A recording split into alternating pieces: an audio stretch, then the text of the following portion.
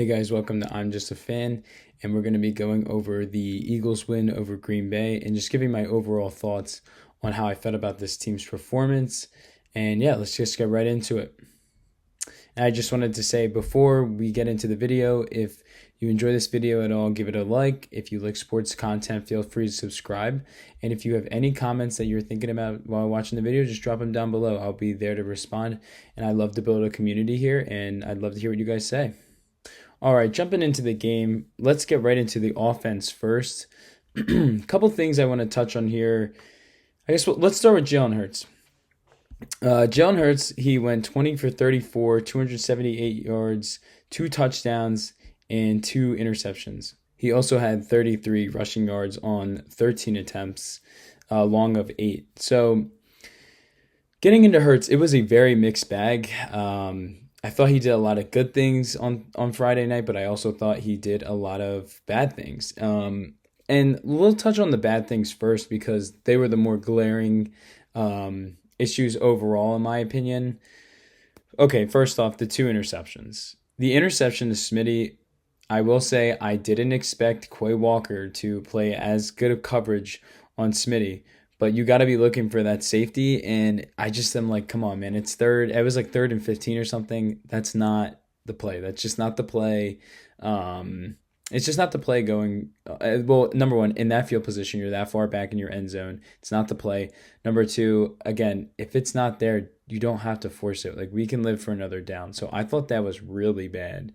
But I would argue that second pick was even worse. I haven't watched that second pick back in a little bit, but just for the fact that they could have at least been up a field goal, going in on that, or if let's say they didn't score on that drive and they had just got a field goal, you would have been a minimum 8 points. You would have been up 8 points, and you would have realistically put the Packers in a way harder position for them to even come back in the game. Yet you decide to throw a pick there. Again, it was in triple coverage. You're throwing across your body. Like, that was just a fucking terrible throw. That was a terrible throw by Jalen Hurts, and that really had me a little worried about his decision making. I think he needs to realize that, look, this is not last year. We're not in a situation yet where we feel like we need to constantly make plays 24/7 because people aren't doing, their jobs regardless of what happened last year. But, you got to understand the situation. You have a new offensive coordinator. It's a new year overall. You have, obviously, Devontae Smith. You have A.J. Brown, Dallas Goedert. You have Saquon Barkley in the backfield. You don't need to play hero ball. So I just thought that was really, honestly, that was really bad. And I'm not going to kill. Well, no, I am going to kill him. Those were some shitty throws.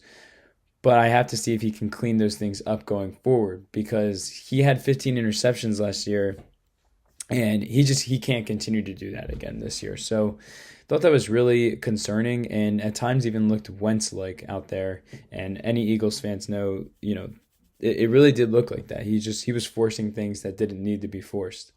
So now going into the good things with him, I thought overall, other than those picks, and then occasional throws, I thought he looked pretty good throwing.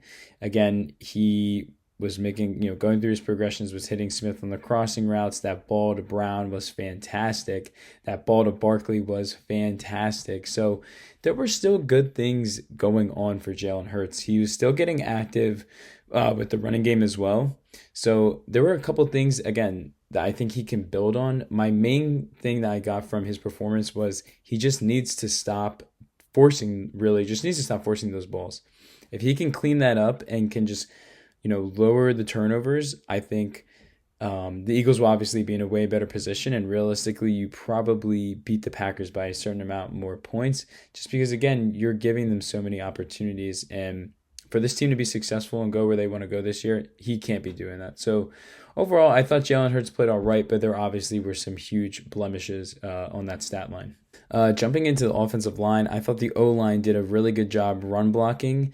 Thought they really got their groove kind of going as the game got on, slowly wearing down that Packers D-line. I know the grass was pretty hard to play on at times as well, so it wasn't really necessarily in the advantage of the defense at the same time. But, those are the situations you're given, and you just have to make the most of it. And that's what I thought the Eagles O line did. I thought overall, yes, they looked good. The only things that really were a little annoying for me were Lane Johnson with some stupid penalties. Um, Someone else did something that I can't remember what they did, but it was mostly Lane Johnson having penalties that he doesn't need to have. And this one really kind of is a mix of almost Hurts. Yeah, it's a mix of Hurts, but mostly Jurgens. Is those fumbles, man. You can't be fumbling like that. First off, Jurgens, the first fumble was on him. Hurts wasn't ready, and he still fumbled it, or he snapped the ball and Hurts didn't get it. That's on Jurgens, in my opinion. The second fumble at the goal line, again, when you could have put him out of commission, for me, that really killed him just because I'm going to put that on both Hurts and Jurgens. Again, I like Jurgens as a player. I think maybe he was just flustered. He's the first time center for the first time in years. They were in Brazil. I don't know. No preseason. I don't know. But at the same time, I just need it to be cleaner. It's got to be cleaner going forward for both of them. And they really got to get that cleaned up. Because again, I know there's no preseason, but you have all of training camp to figure out, snaps and, how do you like this and how do you like that. So again, I thought overall, I thought the O-line played good, but there are a lot of things they got to clean up going forward. Kind of going off the O-line, I thought Barkley played amazing. 24 attempts, 109 yards, 2 touchdowns, and that's not even counting the receiving for him as well. 2 receptions, 1 for a touchdown, a total of 23 yards. I just thought he was everything that was advertised and even more. I love seeing him get involved in the receiving game. I thought that was a fantastic throw by Hurts again, but also a beautiful route by him. Got past the linebacker. It was an instant mismatch. So I really, really thought that was great from Barkley. And he was just hitting his holes, was really kind of just taking whatever he was given by the Eagles O-line. And that's something he hasn't had in New York for years. So I just love seeing him play in this, in this city and playing that jersey. I've been dreaming about it for the last, 5 to 6 years. For anyone that doesn't know, I am a Penn State fan. So just seeing him on this team, it doesn't feel real, but it's just making me even more excited for next Monday night when he is at the Link. I just think that place is going to go nuts if he has a huge run or when he's announced as a player. So overall, Saquon Barkley, I mean, it was a flawless performance in my opinion. Getting into the receiving, overall, I liked it. Just pretty much from everyone. I mean, AJ did his thing. He was working on Jair. That's never an easy matchup, but I thought he worked him physically. A lot of times he literally would just catch a curl and then would come back and just put his foot down and make someone miss or make Jair miss. Also, that touchdown was just him being a dog. I mean, he just cooked Jair and he put the burners on. And I mean, that's just what A.J. Brown does. That's what A.J. Brown does. DeVonta Smith. Let's give it up for DeVonta Smith. This guy is a certified dog. Every single time you needed him, he made a play. Lowering his shoulder to make a play. This guy is so reliable. People don't give him his flowers. He is a number 1 receiver in any other offense. I don't know why people still sleep on him. He is so good, and I thought he was phenomenal on Friday. Really helped Hurts out in some big spots, especially on some big third downs, and he's just such a dog. I'm so glad he's an Eagle. Thought Dallas Goedert was good, getting involved a little bit in the screen game. Again, only 4 receptions for 31 yards, but still just seeing him get a little bit involved. Kenny G got involved. Like I said, Barkley got even a little bit involved as well. So I just like that they were spreading out a lot of these receptions because we didn't see that a lot last year with that Brian Johnson / Nick Sirianni offense. So overall, receiving wise, I thought the guys showed up and they won their matchups. And I just thought they all did really good. And then overall, just for the offense as a whole, I really liked what Kellen Moore brought. I just love seeing the motion. Again, if you watched this team last year, I think they either were dead last in motion last year or they were very, very low when it came to the actual statistics of running plays for motion. So they needed to do that because it's 2024. If you look around the NFL, who is the best offenses with 49ers, Miami? A lot of these teams, those teams, they motion. Green Bay, motion.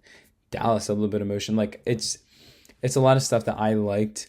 And because this is just how the rest of the league works. So you got to make yourself unpredictable on offense. And I thought they did that. At times, I didn't love the play calling. Late in the fourth quarter, I cannot remember the exact time. Me and my friends were just questioning, why are they running so many zero running back sets?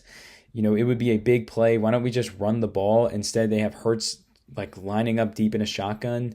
In my opinion, when you're chewing clock, why? Like, just run the ball to Saquon until you're proven otherwise that you can't. And that's what they did at the end. It's like they were almost listening to me. But at times I thought the play calling got a little too cute, but overall I thought it was good.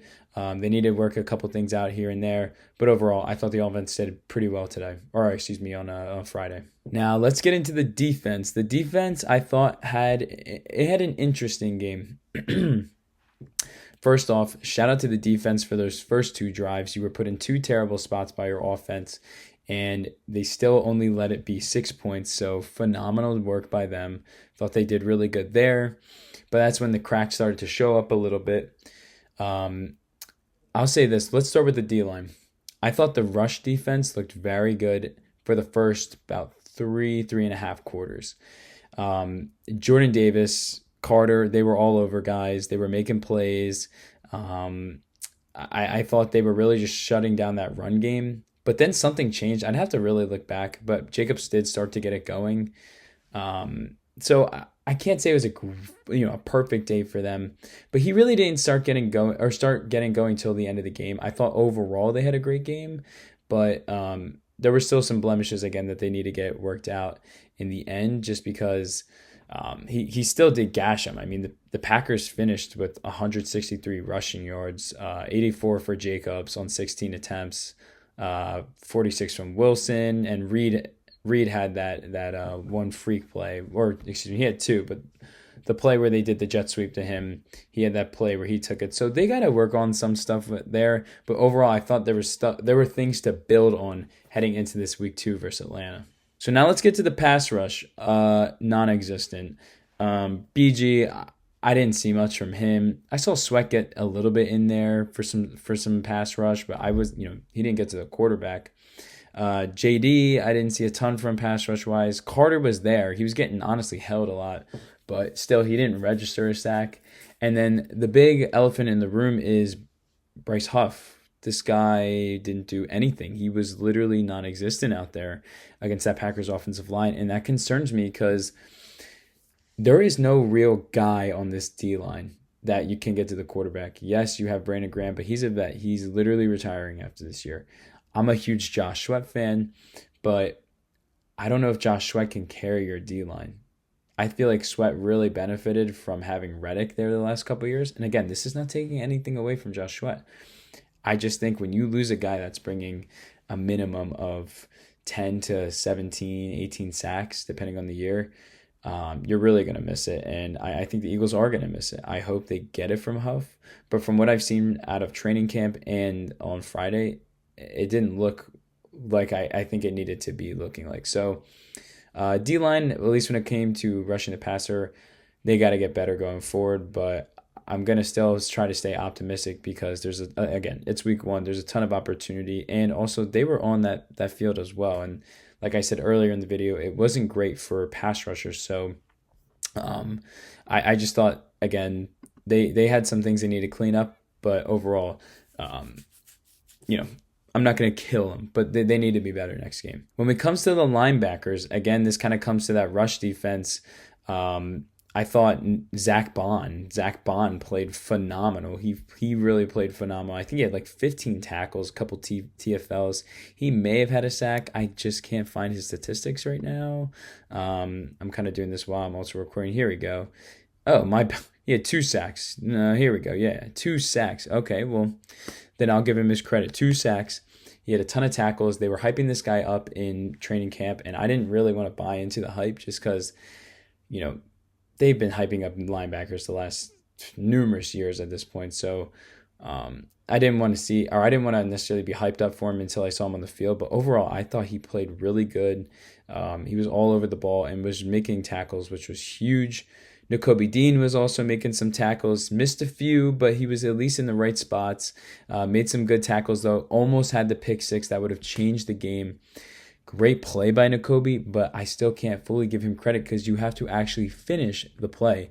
But he showed some promising signs, which is something I think we need to see from him because it's year 3 and it's kind of getting now or never on his spot on this roster. So I liked what I saw of Nakobe Dean, but still think he needs to clean up a little bit, at least when it comes to tackling.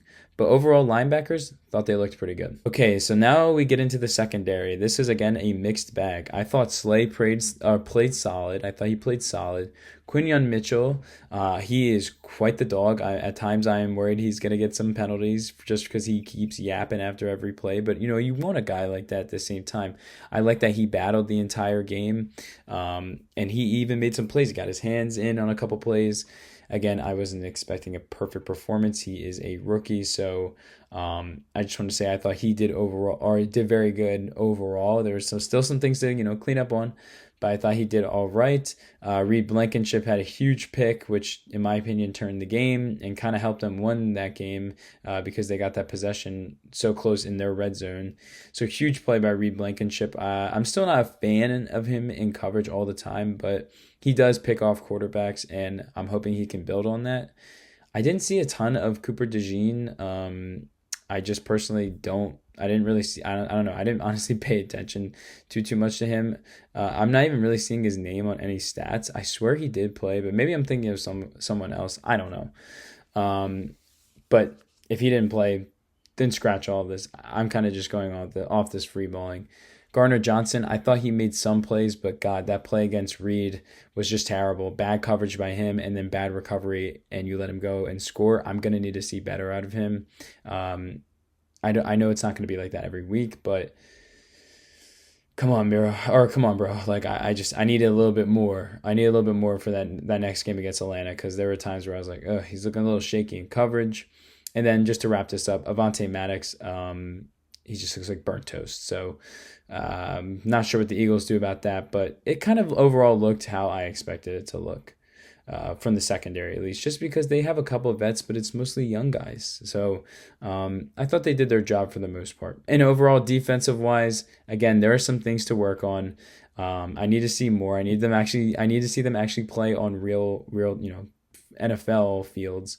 But I thought they did a overall solid job. Again, a little worried about that secondary and that pass rush, but I think these are things that can be worked on.